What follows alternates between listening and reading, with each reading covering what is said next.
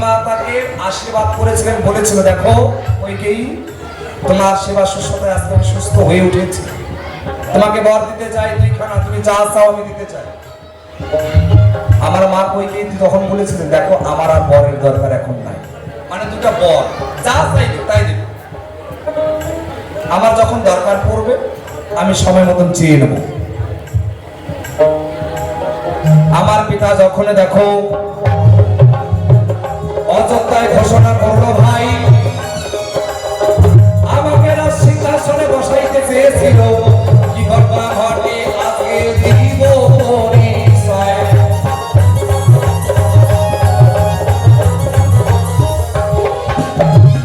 আমার পিতা করলেন কি দশরথ, অযোধ্যায় ঢোল পিটিয়ে দিলেন, ভাই প্রেশারটা কমে যাবে, মনে দিবে এই মনিটর দাও, ওই মনিটর আমার মনিটর ঠিক আছে। আমাকে রাজসিংহাসনে বসাতে চাই যখন আমার বিমাতা, সৎমা কিন্তু না, সৎমা সবাইকে বলাও যাবে না।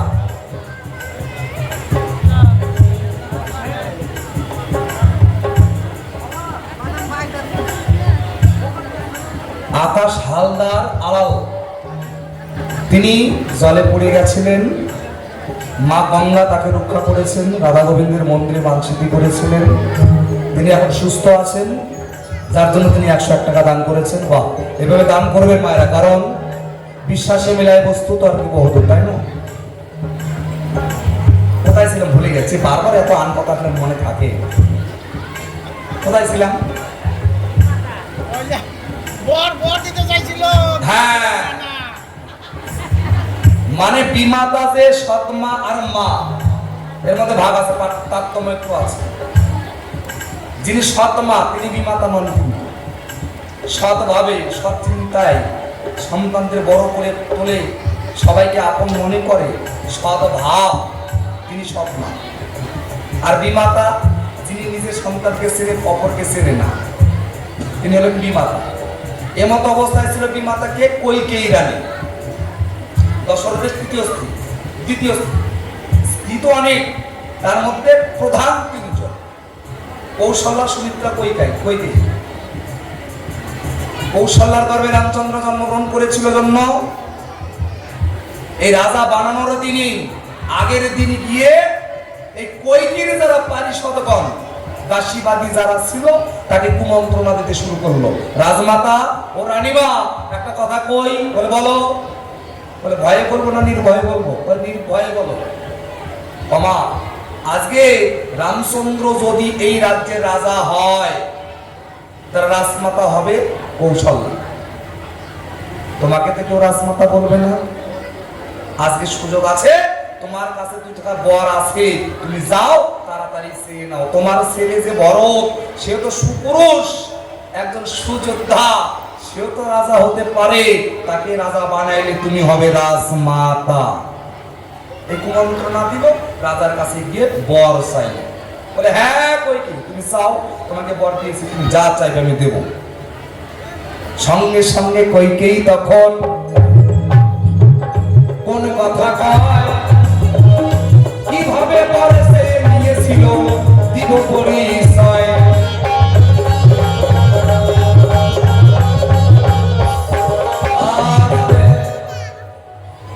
কি বলছে, হে প্রভু, হে রাজেন, আমি আপনার কাছে 2খানা বর পাই। হ্যাঁ তুমি পাবে তো, সে বর এখন আমার চাই। হ্যাঁ বলো, আমি এখন খুব আনন্দে আছি, তুমি যা চাইবে আমি তাই দেব। বাক্য দিয়েছিলেন, যার জন্য সুযোগ নিয়ে প্রথম বর চাই নিল যে রামচন্দ্রকে রাজা নয়, ভরতকে করতে হবে রাজা। আর দ্বিতীয়বার রামচন্দ্রকে 14 বছর জন্য বনবাসে যেতে হবে। সঙ্গে সঙ্গে মাথায় হাত, যার সর্বনাশ, প্রাণের অধিক যে আমার সন্তান রামচন্দ্র, তাকে বনবাসে পাঠাতে হবে, এটা বাক্য দিয়েছে। বাক্যই ব্রহ্ম, নষ্ট করা যাবে না। সঙ্গে সঙ্গে রামচন্দ্রকে করলো আদেশ, তুমি রাজ্য ছেড়ে চলে যাও। রামচন্দ্র কোনো কথা না বলে চলে গেল বনান্তরে। একে একে 14 বছর কাটে, যখন ফিরে গেলেন তখন নিজের মায়ের কাছে না গিয়ে গেল বিমাতার কাছে। অমা, মাগো, আমি এসেছি তোমার দ্বারে। 14 বছর বনবাসে ছিলাম, কোনোদিন কোনো কষ্ট হয় নাই, কিন্তু মনে একটা প্রশ্ন ছিল, আমি তোমার কাছে কোনোদিন অন্যায় করি নাই। আমি রামচন্দ্র তোমার কাছে কোনোদিন অপরাধ করি নাই, বিনা দোষে কেন তুমি তাহলে আমাকে অপরাধী হিসেবে 14 বছর বনবাসে পাঠাও? জবাবটা দাও। কইকেয়ী রানী বলছে, রামচন্দ্র, অপরাধ ছিল। কি অপরাধ জানো? কি? তোর মা কৌশল্যা, সে যখন নগরে কোনো জায়গায় যায় তাকে কি বলে সবাই জানিস? কি? দেখো, ওই ভগবান রামচন্দ্রের মা কৌশল্যা রানী হেঁটে যায়, ভগবান রামচন্দ্রের মা। কিন্তু আমি রামচন্দ্র যখন কোথাও যাই, আমাকে তো কেউ ভগবান কয় না, মানে ভগবানের মা কয় না। জানিস, আজ যদি তুই কৌশল্যার গর্ভে জন্ম না নিয়ে আমার গর্ভে জন্মগ্রহণ করতি, সবাই আমাকে বলতো ভগবানের মা। কি? আর ভগবানের মা হওয়ার শখ কার নাই? আমারও ছিল, যার জন্য তুই আমার গর্ভে আসিস নাই বলে তোর মায়ের কাছে তোকে আমি দূরে রেখেছি। সঙ্গে সঙ্গে রামচন্দ্র করল অভিশাপ। ছি ছি ছি, তুমি মা, মা হয়ে সন্তান চিনতে পারো নাই। অমা, তুমি মা হয়ে আরেক মায়ের চোখের জলে ঝরে যায়, তুমি খোঁজও নেও নাই। অভিশাপ করছি দান, আমাকে গর্ভে নেওয়ার তোমার খুব শখ, খুব সাথ, আমি তোমার গর্ভে আসবো। করছে অভিশাপ, আগত জন্মে জন্মে তোমার গর্ভে জন্মগ্রহণ করব, কিন্তু তোমার ঘরে আমি থাকিব না। সেদিন বুঝবে সন্তান থেকে না থাকার জ্বালা কত বড়। এই অভিশাপ করলো, যার জন্য সেই কইকেয়ী এসে হলো শচীরানী। পরের জন্ম হলো দৈবকী। দৈবকীর উদরে কৃষ্ণ জন্মগ্রহণ করে চলে গেল কোথায়? জানি আমার সন্তান আছে, কিন্তু কাছে নাই। শচীর মাতার গর্ভে তিরুনিমাই ছেড়ে চলে যায়, মা আমার কান্নাকাটি করে আর ঘুরে বেড়ায়। কি অপরাধটা তার ছিল? মায়ের, রামের তার অপরাধ ছিল, ছিল একমাত্র মায়ের। যেমন কর্ম করেছে তেমনই তিনি ফল ভোগ করেছেন। জয় জয় রাধা গোবিন্দ, একবার হরিবল হরিবল। শোনো শোনো ওগো ভক্ত, আমি সভাতে জানাই, দ্বিতীয় প্রশ্নের দিকে যাব এখন, দিব পরিচয়।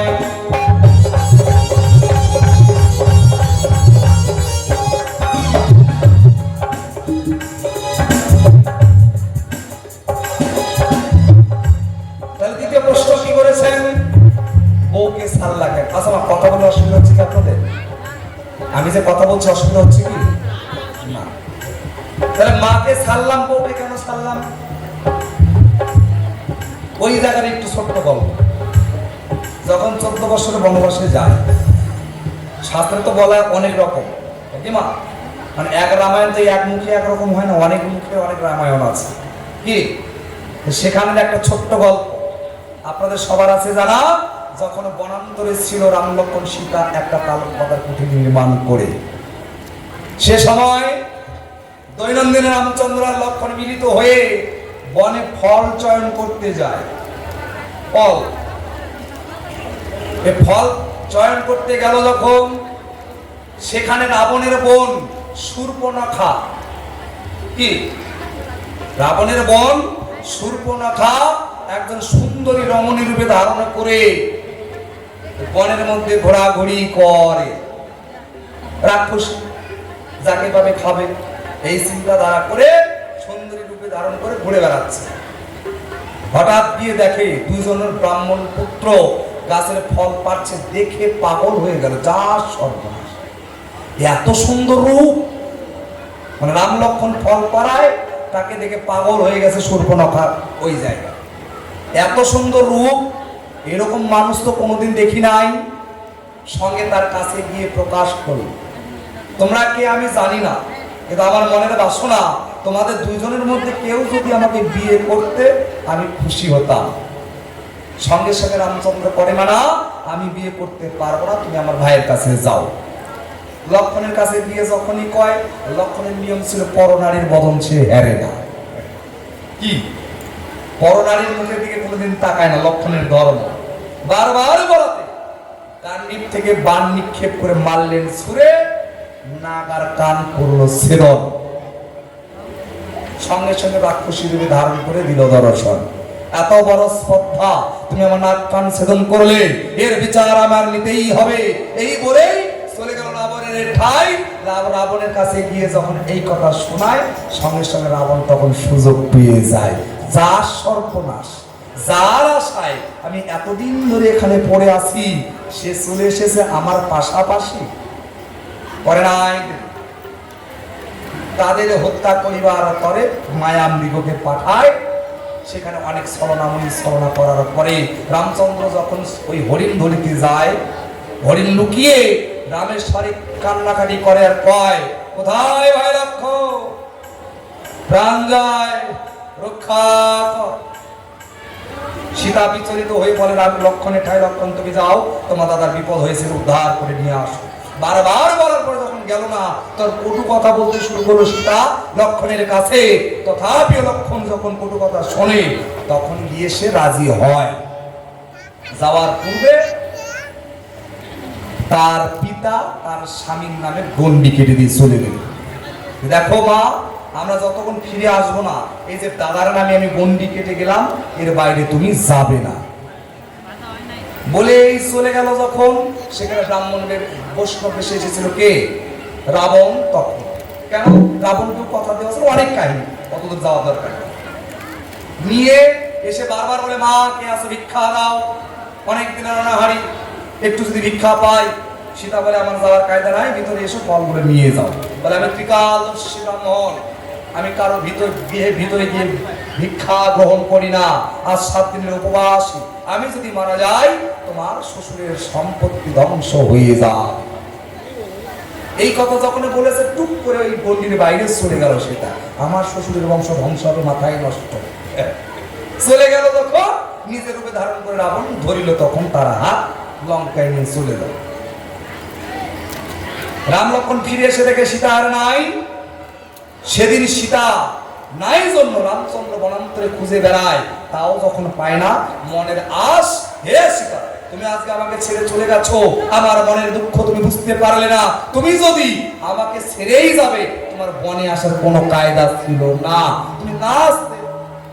কি আমি তো তোমার কই নেই, তুমি মানুষের চলো বনবাসে, তুমি নিজে থেকে এসেছিলে, আজকে আমাকে নিজে থেকে সরে যাও। আজ তুমি ছেড়ে গেছো, আমিও তোমাকে একদিন ছেড়ে চলে যাব। বোঝা গেছে? সেজন্য সেই সীতা এসে হলো কে? বিষ্ণুপ্রিয়া।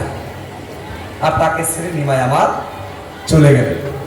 কি বলবো আপনাদের ঠাই, এখনকার দিনের সেদিনে একটা শিক্ষা দিয়ে গেছেন, জীবকে বুঝাইতে, হে জীব, হে নারীগণ, কোনদিন নিজের গণ্ডির বাইরে যাবা না, না না।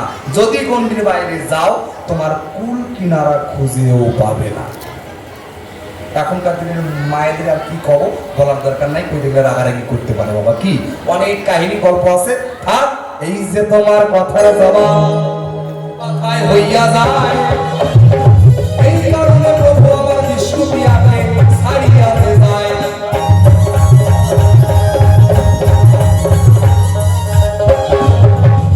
আরেকটা ছোট্ট প্রশ্ন, মানে বুদ্ধি, মানে খাটো মানুষ তো বুদ্ধি বেশি পাওয়া, বুঝলেন?